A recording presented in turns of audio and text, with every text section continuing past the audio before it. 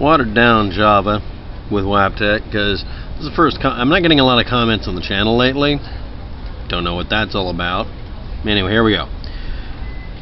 Kid6oo types out this on a video I have, apparently without actually watching it or even looking at the description. Can you please stop trying to link CERN to all this crap about the magnetosphere and how it has an effect on it? Clearly the mass and strength of the Earth's magnetics are way too strong for any man-made machine to have any ill effect on the planet. If CERN could mess with the protection of the Earth, then at the same time it would change your compass when you look at it, but it will not. The needle still points north, and if you say it is true, I would go crazy. It's an easy debunk, so if it changes the magnetopause, it would change the way the needle acts on the compass, period, point blank. Thank you, Kid6oo, for ignoring the entire purpose of my channel. Now, I'm not trying to be a mean person here. This is weak Java, or weekly Java.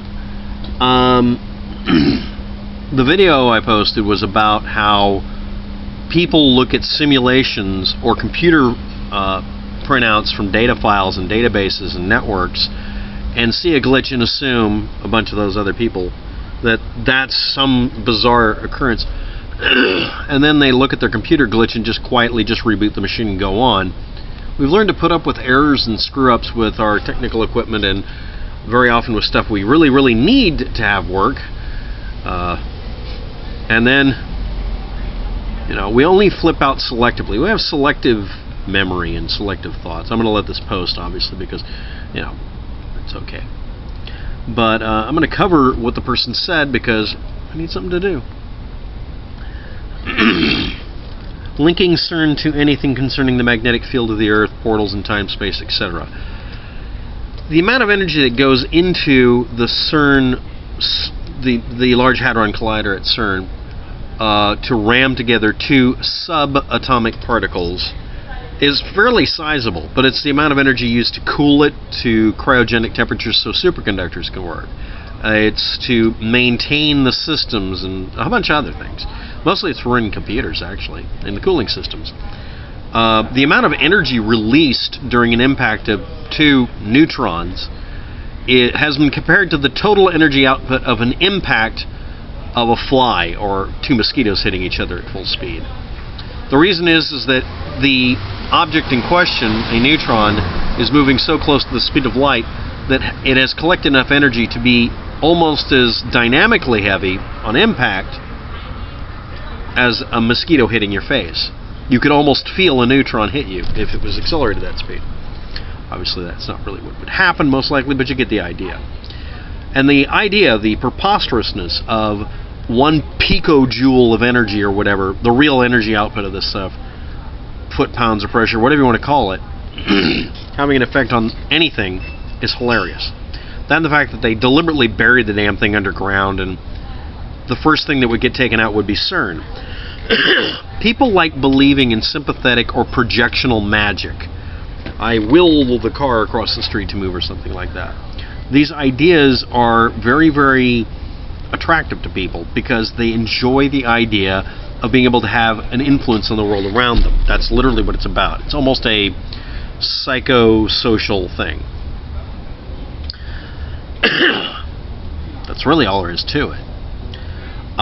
This is also the reason people want to believe, whether they like the outcome or not, that a comet going by will do something to you. When Halley's Comet went through the first time anybody really noticed it, the 1910s or whatever, they were selling anti-comet pills. I'm not making that up. People like believing that their horoscope means shit. They like believing that the power of positive thinking means something to someone who's never heard them say that they have positive thoughts about something. We all want to believe that a prayer and a hope will work. They don't affect anything. This is the funny thing, is that conclusions have been drawn at the 21st century, year 2000 and beyond. And science is notorious for poo-pooing all the mysticism, not creating it, until you get to the woo peddlers I was complaining about in another video. To be blunt, people want to believe that they can cheat the system of reality. They want to hack the universe, but they don't want to get out the effort of actually finding out if anything works. We like the feeling that we've done something when we have done nothing. I don't know where I'm going with this, but hang in there. Me making this YouTube channel and the videos, I don't know if I've mentioned this before, but the original reason I set up my YouTube channel was I would sit there and get it out of my system, whatever I wanted to say to the world, because I'm just screaming into the void. But I wouldn't post the videos. I went through 150, 600 videos where I just made the videos and didn't watch them and didn't upload them. Sometimes I'd upload a video, but I'd leave it enlisted or hidden, and then, you know, wait 24 hours to see if I wanted to post it. And then I found out something. Whether I post it or not, I'm going to feel better. Whether I post it or not, this wing and a prayer attitude makes me get it out of my system, but it doesn't have an effect on anybody. And I'm going to badly quote Thunderfoot, yet another YouTuber. You can write all the papers or books you want to. I have 3 copies of the same website I haven't maintained for crap for years now. You can post stuff on a blog. But you can make a single YouTube video that causes thousands of people to go, aha, like teaching a classroom full of people. Done that.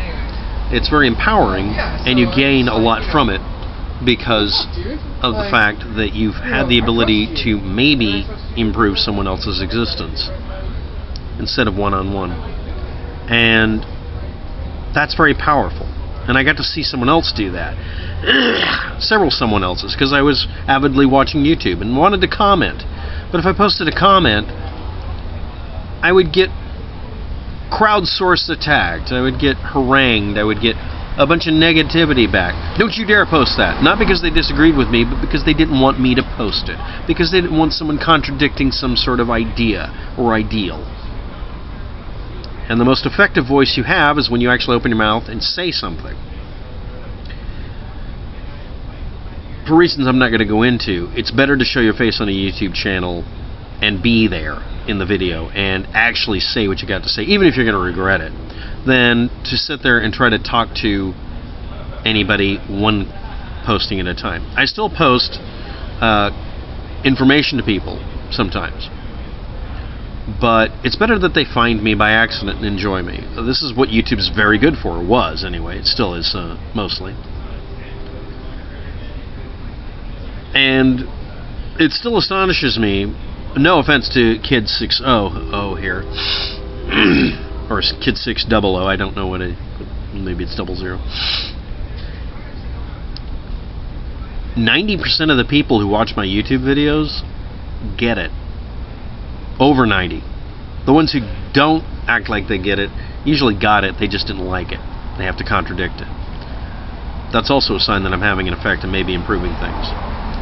A little disclosure. Over the last few months, I've managed to cause a couple of memes to die, preventing the viral perpetuation of information that is fake. And I'm aware of it, and a lot of other people are aware of it. This is that dangerous point where you're just big enough to actually have an effect, but small enough to be shot down. I'm going to be doing a couple of YouTube videos on defensive YouTubing. I think I'll do them before I do the video where I actually sit down and very quietly explain to people who edit the Bible that they misquoted it when they did the latest edit. Nobody's come after me yet for that. We'll see what happens. But I guarantee you, I'm going to have a backup channel or 3. And I'm not going to go away. And there's not a damn thing anybody can do about it. And I think that's the best point I can make. Tonight I found out that this person won't be watching my channel. Tonight I found out that someone last year got honored for their work and their effect on the world around them and their ability to make the world a better place. Very happy that happened to that person. Too bad I can't say it to him or contact him, even though I can type out a message to them. And